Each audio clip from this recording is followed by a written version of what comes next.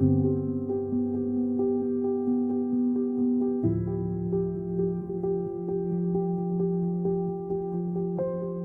most of us, January 1st is the beginning of the year, the reset point, the symbolic clean slate. But for many centuries, that wasn't the case.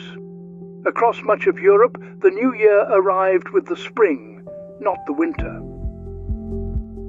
Late March and April first carried the weight of renewal, the equinox, the return of light, the start of planting season. It made intuitive sense that the year should begin when the world itself was waking back up after winter.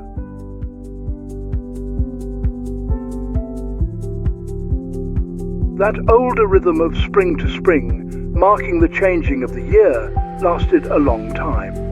Across much of Europe, people celebrated the new year during the week stretching from March 25th to April 1st. But in 1564, King Charles IX issued a reform that standardized January 1st as the official start of the year. Not everyone got the news, and some simply refused to change. Those who kept celebrating the old spring new year became targets of teasing. People sent them fake gifts, played tricks on them, and called them April Fools. It's one of the strongest historical roots behind the April Fool's Day tradition. Even after France changed its calendar, the old spring new year lingered elsewhere. For generations, people lived in a world where the official year began in winter, but the cultural memory of a spring new year still pulsed underneath. So, from here on, I am personally switching back to April. First is New Year's Day. Call me a fool all you like. I'll just wish you a happy new year. The April full moon just so happens to land on April 1st and has always carried a different kind of weight.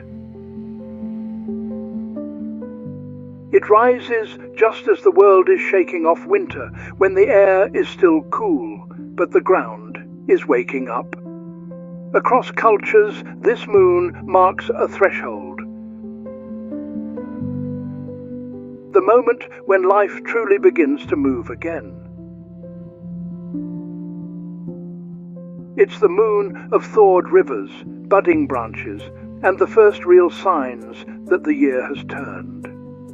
In many traditions, this moon is called the pink moon, not because it turns rosy, but because it arrives with the blooming of wild ground phlox, one of the earliest flowers to paint the landscape. Other names echo the same theme: the sprouting grass moon, the egg moon, the fish moon. All of them point to renewal, fertility, and the quiet surge of life beneath the surface.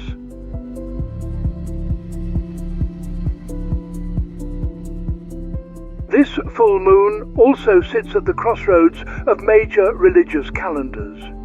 In Judaism, it's the full moon that determines Passover, the festival of liberation and new beginnings. In Christianity, it's the moon that sets the date for Easter, the celebration of resurrection. Even people who don't follow those traditions can feel the resonance, a sense that this moon marks a turning, a lifting, a return. Maybe that's why the April full moon feels different from the others. It's not just another point in the lunar cycle. It's a reminder that the year is gathering momentum, that the long stillness is over, and that something in the world and in us is ready to rise again.